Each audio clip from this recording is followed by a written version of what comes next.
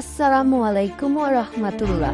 আজ আমি আপনাদের শোনাবো একটি সহিহ হাদিসের ঘটনা। তিনজন মানুষের এমন এক দোয়ার গল্প যা পাহাড়ের পাথর সরিয়ে দিয়েছিল। শেষ পর্যন্ত শুনুন, কারণ এই গল্প আমাদের জীবনের জন্য বড় শিক্ষা দেয়। চলুন শুরু করি গল্পটি। এক সময় তিনজন লোক সফরে বের হয়েছিল। হঠাৎ প্রবল বৃষ্টি শুরু হলে তারা একটি গুহায় আশ্রয় নেয়।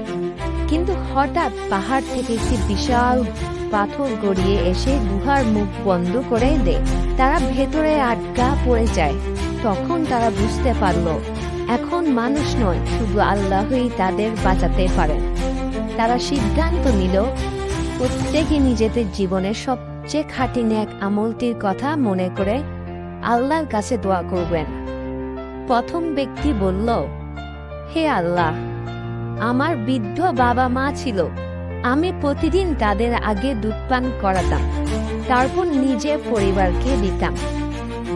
একদিন দেরি হয়ে যায়, কিন্তু আমি তাদের আগে না দিয়ে কাউকে দেইনি। প্রথম ব্যক্তির দোয়া শেষ হতেই পাথর একটু সরে গেল। দ্বিতীয় ব্যক্তি বলল, হে আল্লাহ, আমি একজন নারীর প্রতি আকৃষ্ট হয়েছিলাম, কিন্তু গুনাহের কাছাকাছি গিয়েও আপনার ভয়ে নিজেকে বিরত রেখেছিলাম, শুধু আপনার সন্তুষ্টির জন্য। দোয়া শেষ হতে পাথর আরো একটু সরে গেল। তৃতীয় ব্যক্তি বলল, হে আল্লাহ, আমি এক শ্রমিকের মজুরি জমা রেখেছিলাম, সে না নিয়ে চলে গিয়েছিল।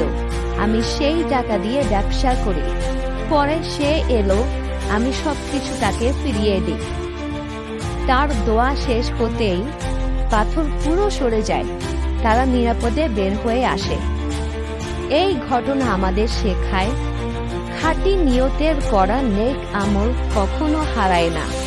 গোপনে করা ভালো কাজ বিপদের সময় কাজে আসে এবং আল্লাহর রহমত অসীম।